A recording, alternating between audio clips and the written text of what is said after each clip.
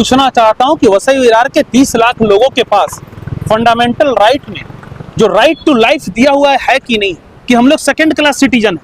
ये सवाल पूछते हैं। हमारे पास सुरक्षित जीवन जीने का अधिकार है कि नहीं, ये बड़ा सवाल है। और यदि है तो इस तरह का समझौता नहीं किया जाना चाहिए। दोस्तों नमस्कार। दोस्तों इस समय हम मौजूद है आचोले गांव शमशान के पास। सामने आप देख सकते हैं हमारे पीछे एक गोडाउन है, एक प्लांट है, वो आपको दिखाई दे रहा होगा। ये प्लांट है गुजरात गैस कंपनी लिमिटेड का। और इस प्लांट से जो हमें घर में सप्लाई होने वाली गुजरात गैस पाइप के द्वारा घरों में जो गुजरात गैस पहुंचाई जा रही है, उसकी गैस का यहाँ स्टोर किया जाता है और स्टोर करके फिर यहाँ से सप्लाई की जाती है।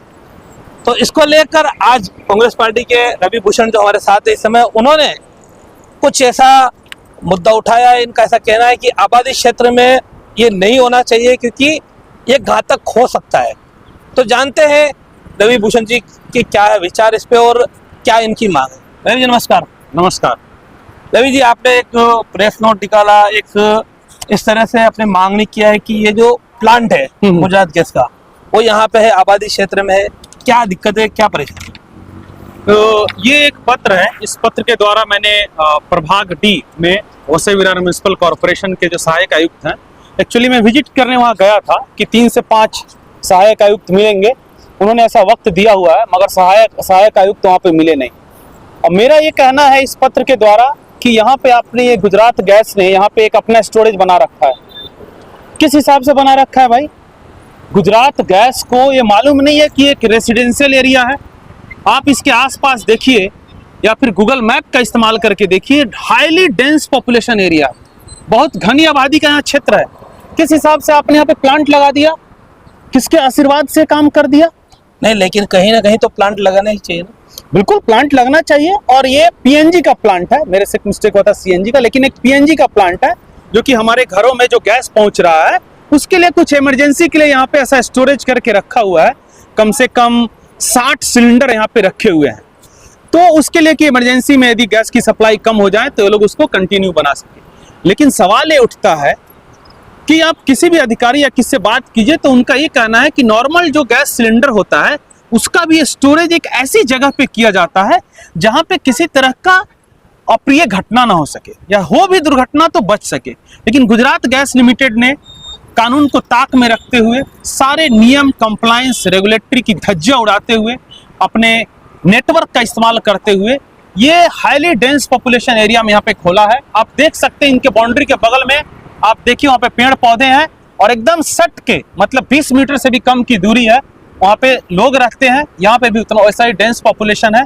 और वो भी अब हद हो गई है कि अब यहाँ पे देखिए पान के टपरी पे सिगरेट बीड़ी भी चल रहा है और भी बहुत सारे दुकानें लगते जाएगी। इन्होंने यहाँ कुछ एक छोटा सा, यहाँ बहुत बड़ा फलक लगाया जाना चाहिए लेकिन छोटा सा फलक लगाया, उस पर इन्होंने 3-4 चीजें मेंशन की कि धूम्रपान नहीं करना चाहिए, खुला लाइट नहीं जलाना है, ऐसा।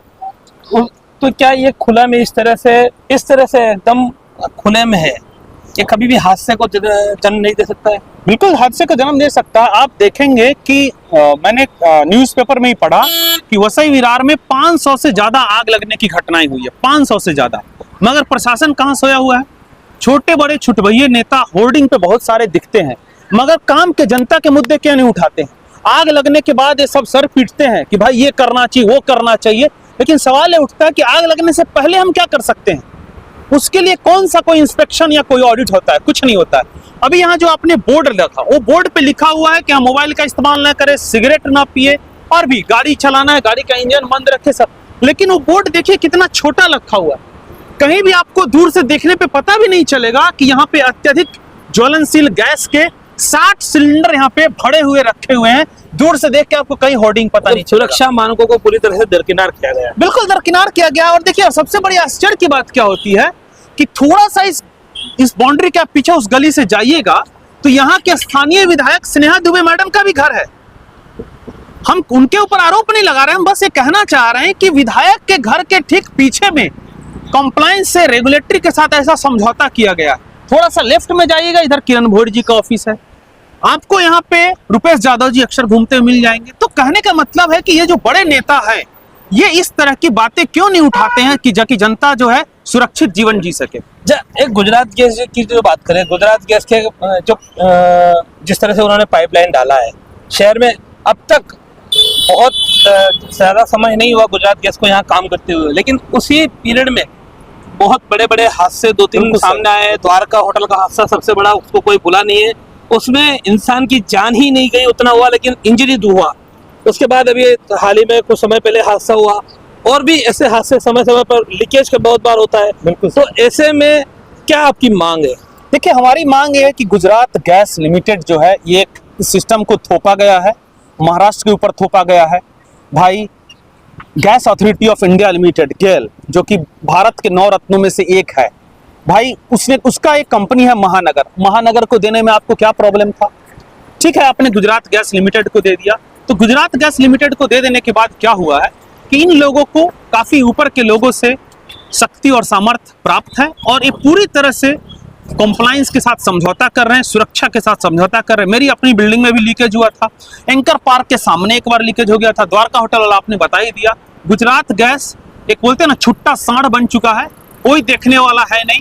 कॉल सेंटर में कॉल कीजिए तो पता चलता है कि मेरा कॉल सेंटर अभी तक बोईसर ही है, इधर क्या है इनका कोई सेटअप बताते नहीं है, छुपे हुए लोग रहते हैं, और हमारे पास बैकअप क्या है इसका अभी तक कोई ठिकाना नहीं। तो ये हम बात कर रहे थे रवि भूषण से, किस तरह से इन्होंने पूरा गुजरात गैस का जो ये पूरा एक कार्यभार चल रहा है, जिस तरह से गुजरात गैस ने अपना यहाँ एक गोडाउन, जिसके आसपास किसी तरह की ऐसी चेतावनी नहीं है, ना ही ऐसा एक बोर्ड ही है कि भाई ये एक गैस प्लांट है, ऐसा इन्होंने सेटअप किया हुआ है। अब इसकी परमिशन की और उसकी फिलहाल हमें जानकारी नहीं है, इसके लिए हम उस पर नहीं जाएंगे कि उन्होंने परमिशन उनके पास है या नहीं है, लेकिन तब भी अगर परमिशन है तो ऐसे आबादी क्षेत्र में इस तरह से प्लांट की परमिशन कैसे दी गई, ये भी सवाल है। तो कई सवाल है, यहाँ सवाल उठते हैं कि कहीं ना कहीं जब तक हादसा न हो प्रशासन में जाग नहीं आती। क्या यही एक सिस्टम हमारे इस पूरे सिस्टम का, हमारे पूरे जो नौकरशाह है उनका बन चुका है? क्या अधिकारी कर्मचारी लोग जो है वो ऑफिस में, एसी ऑफिस में बैठकर सिर्फ वहाँ से ताकते रहते हैं, जब कोई हादसा होता है तो फिर बोलते हैं कि नहीं ये गलत हुआ और हम इस पर कार्रवाई करेंगे, और फिर कुछ दिनों बाद वही वापस दिखाई देता है? सबसे बड़ा सवाल है यूसुफ भाई, आपको टोकना चाहूंगा कि मैं ये पूछना चाहता हूं कि वसई विरार के 30 लाख लोगों के पास फंडामेंटल राइट में जो राइट टू लाइफ दिया हुआ है कि नहीं, कि हम लोग सेकंड क्लास सिटीजन है, ये सवाल पूछते हैं। हमारे पास सुरक्षित जीवन जीने का अधिकार है कि नहीं, ये बड़ा सवाल है, और यदि है तो इस तरह का समझौता नहीं किया जाना चाहिए, यही कहना। तो अब देखते हैं कि प्रशासन इस पे क्या हरकत लेगा और किस तरह से इस पे आगे क्या, अगर इसको यहाँ से हटाया न भी जाए तो सुरक्षा उपकरण के तौर पर इसकी क्या तैयारियां है वो देखा जाएगा। यहाँ अगर यहाँ खड़े रह के हम देखेंगे तो इसके पास एक अग्निशमन का जो यंत्र है वो भी फिलहाल यहाँ खुली आंखों से तो नहीं दिख रहा है, अंदर हो सकता है कि हो। तो ये काफ़ी चीज़ें हैं। फिलहाल हम इस वीडियो को यहीं पे रुकना चाहिए। फिलहाल आज के लिए अभी के लिए इतना ही। नमस्कार, जय हिंद, जय महाराष्ट्र, जय।